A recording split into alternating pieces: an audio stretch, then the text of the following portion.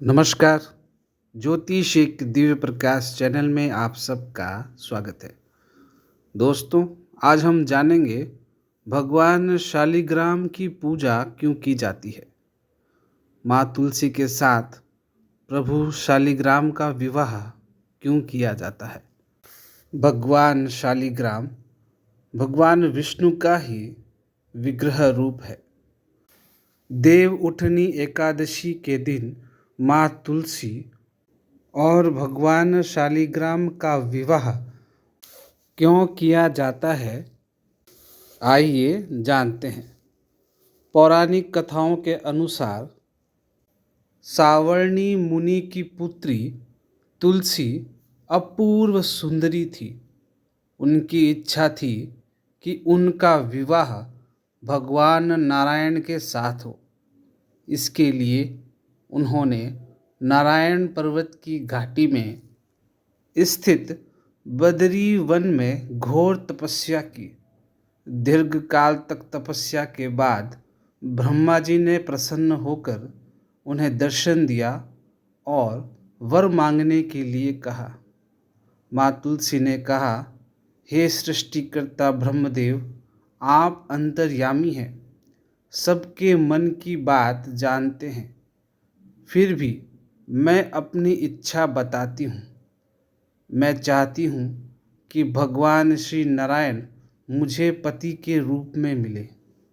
ब्रह्मा जी ने कहा कि तुम्हारा अभीष्ट तुम्हें अवश्य मिलेगा। अपने पूर्व जन्म में किसी अपराध के कारण तुम्हें श्राप मिला है। इसी प्रकार भगवान श्री नारायण के एक पार्षद को भी दानव कुल में जन्म लेने का श्राप मिला है। दानव कुल में जन्म लेने के बाद भी उसमें नारायण का अंश विद्यमान रहेगा। इसलिए इस जन्म में पूर्व जन्म के पाप के शमन के लिए संपूर्ण नारायण तो नहीं, परंतु नारायण के अंश से युक्त दानव कुल में जन्मे उस शापग्रस्त पार्षद से तुम्हारा विवाह होगा। श्राप से मुक्त होने पर भगवान श्री नारायण सदा सर्वदा के लिए तुम्हारे पति हो जाएंगे। माता रानी तुलसी ने ब्रह्मा के इस वर को स्वीकार कर लिया, क्योंकि मानव कुल में जन्म के कारण उसे मायावी भोग तो भोगना ही था। तुलसी बद्री वन में ही रहने लगी और नारायण का वह पार्षद दानव कुल में शंखचूड़ के नाम से पैदा हुआ। कुछ दिनों बाद वह भ्रमण करता हुआ बद्री वन में आया। यहाँ तुलसी को देखते ही वह उस पर मंत्रमुग्ध हो गया। तुलसी के सामने उसने अपने साथ विवाह का प्रस्ताव रखा। इतने में ही वहाँ ब्रह्मा जी आ गए और तुलसी से कहा, हे तुलसी, शंखचूड़ को देखो, कैसा देवोपम उसका स्वरूप है। दानव कुल में जन्म लेने के बाद भी लगता है जैसे इसके शरीर में नारायण का वास हो। तुम प्रस्ताव को सहर्ष स्वीकार कर लो। तुलसी को भी लगा कि उसकी तपस्या पूर्ण हो गई है, उसे इच्छित फल मिला है। शंखचूड़ के साथ उसका गंधर्व विवाह हो गया और वह शंखचूड़ के साथ उसके महल में पत्नी बनकर आ गई। शंखचूड़ ने अपनी परम सुंदरी सती साध्वी पत्नी तुलसी के साथ बहुत दिनों तक राज्य किया। उसने अपने राज्य का इतना विस्तार किया कि देवलोक तक भी उसके अधिकार में आ गया। स्वर्ग का सुख भोगने वाले देवताओं की दशा भिखारियों की जैसे हो गई। शंखचूड़ किसी को कष्ट नहीं देता था, पर अधिकार और राज्य छीन जाने से सारे देवता मिलकर ब्रह्मा, विष्णु और शिव की सभा में गए तथा अपनी विपत्ति को सुनाया। ब्रह्मा जी ने कहा, तुलसी परम साध्वी है, उसका विवाह शंखचूड़ से मैंने ही करवाया था। शंखचूड़ को तब तक नहीं हराया जा सकता जब तक तुलसी को ना छला जाए।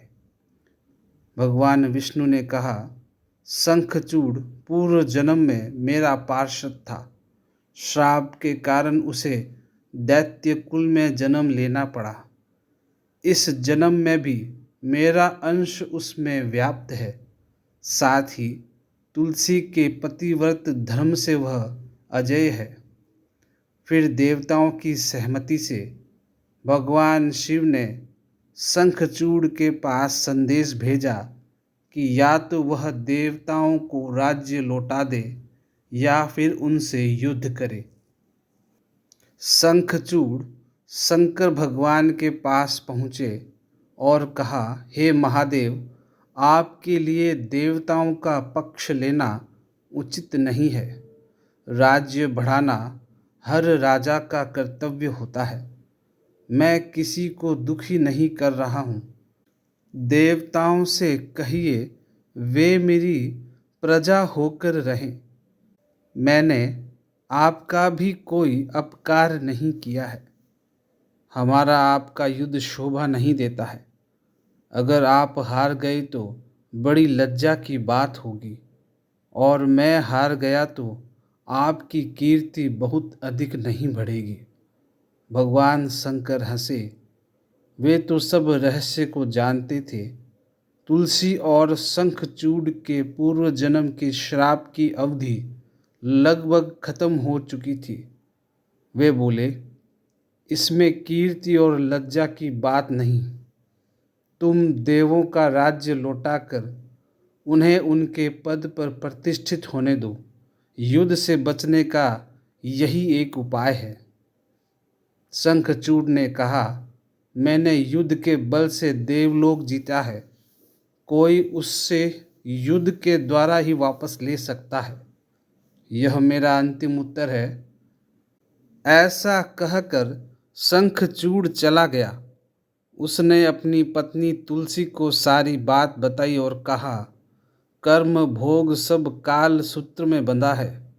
जीवन में हर्ष, शोक, भय, सुख, दुख, मंगल और अमंगल काल के अधीन है। हम तो केवल निमित्त हैं। संभव है भगवान शिव देवों का पक्ष लेकर मुझसे युद्ध करे। तुम चिंता मत करना, तुम्हारा सती तेज ही मेरी रक्षा करेगा। दूसरे दिन भगवान शंकर के नेतृत्व में देवताओं ने युद्ध छेड़ दिया। शंखचूड़ ने भीषण बाणों की वर्षा करके उनका वेग रोका। उसके प्रहार से देवता डगमगाने लगे। उसने दानवी शक्ति का प्रयोग कर मायावी युद्ध प्रारंभ किया। युद्ध स्थल पर वह किसी को दिखाई नहीं देता था, पर उसके अस्त्र शस्त्र प्रहार करके देवताओं को घायल कर रहे थे। देवगण अपने अस्त्र चलाए तो किस पर चलाए, क्योंकि कोई शत्रु सामने नहीं दिखता था। कई दिनों तक इस तरह भयंकर युद्ध चला। शंखचूड़ पराजित नहीं हुआ। तब शिव ने विष्णु से कहा कि हे विष्णु, कुछ उपाय करें, अन्यथा मेरा तो सारा यश मिट्टी में मिल जाएगा। भगवान विष्णु ने सोचा, बल से तो शंखचूड़ को हराया नहीं जा सकता, इसलिए छल का सहारा लेना होगा। उन्होंने तुरंत अपना स्वरूप शंखचूड़ जैसा बनाया और अस्त्र शस्त्र से सज्जित हो तुलसी के पास पहुँचे और बोले, हे प्रिय, मैं युद्ध जीत गया हूँ। सारे देवता भगवान शंकर समेत मुझसे हार चुके हैं। इस खुशी में आओ मैं तुम्हें अपने गले से लगा लूं। पति को प्रत्यक्ष खड़ा देख तथा विजय का समाचार सुनकर वह दौड़कर मायावी शंखचूड़ के गले से लिपट गई। इस प्रकार पति पत्नी दोनों के आलिंगन में खूब खुशी मनाई। पर पुरुष के साथ इस प्रकार के व्यवहार से उसका सती तेज नष्ट हो गया। उसका सती तेज जो शंखचूड़ की कवच के रूप में रक्षा कर रहा था, वह कवच नष्ट हो चुका था। शंखचूड़ शक्तिहीन हो गया। यह जानते ही भगवान शंकर ने अपने त्रिशूल से प्रहार किया और त्रिशूल के लगते ही शंखचूड़ जलकर भस्म हो गया। शंखचूड़ के मरने को जानकर भगवान विष्णु अपने असली स्वरूप में आ गए। सामने अपने पति शंखचूड़ के स्थान पर भगवान विष्णु को खड़ा देखकर तुलसी बहुत विस्मित हुई। उसको पता लग गया कि स्वयं नारायण ने उसके साथ छल किया है। क्रोध में आकर उसने श्राप दिया, एक सती स्त्री का सतीत्व भंग करने के अपराध में तुम हृदयहीन पत्थर हो जाओ। भगवान विष्णु ने तुलसी के श्राप को शिरोधार्य कर कहा, हे देवी, तुम्हारे तथा शंखचूड़ के कल्याण के लिए मुझे ऐसा करना पड़ा। तुम दोनों को श्राप मुक्त करना ही मेरा उद्देश्य था। तुम भी अब शरीर का त्याग कर तुलसी बिरवा के रूप में जन्म लोगी और मेरी पूजा तुलसी दल से होगी। मैं शालिग्राम पत्थर बनूंगा। मेरे शीश पर तुम आदर से विराजमान होगी। तुम्हारे पति की हड्डियों के चूर्ण से शंख की उत्पत्ति होगी। उस शंख ध्वनि से देवताओं का तथा मेरी पूजा आराधना होगी। जहाँ शंख ध्वनि होगी वहाँ मंगलमय मैं विराजमान रहूँगा। तुमने पूर्व जन्म में बद्री वन में मुझे पाने के लिए बड़ी तपस्या की थी।